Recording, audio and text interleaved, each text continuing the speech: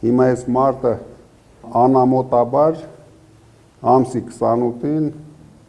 զորահանդես է անում։ Ինչն է ցույց տալու,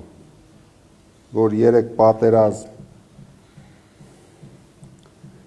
բերեց մեր երկրի գլխին, 3 պարտություն այս նույն բանակով բերեց մեր գլխին, ինչով է հպարտանալու,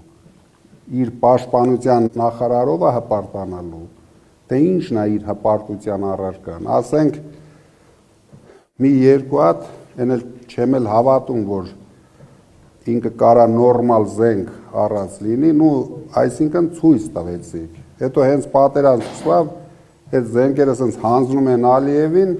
փախած գալիս են, հետո գալիս է ստեղ ժողովուրդը հետևից ընկնում է, թե դուք փախաք, բայց բոլորս տեսանք Արցախից ով փախավ, մի օր չկանգնան Արցախցու կողքը, մարդիկ 9 ամիս ճնշումների տակ, բլոկադայի տակ, ապրեցին, մի հատ աչք չթարթեցին, ավելի շատ կապրեին, եթե ինչ-որ աջակցություն ստանային մեր երկրից, ով հանդիսանում էր իրենց երաշխավորը, բայց եթե երաշխավորը հենց առաջի օրից փախավ, այն մարդիկ ինչ կարան անեն, հիմա էլ ինչով պետք է հպարտանան, ասենք բերեց իր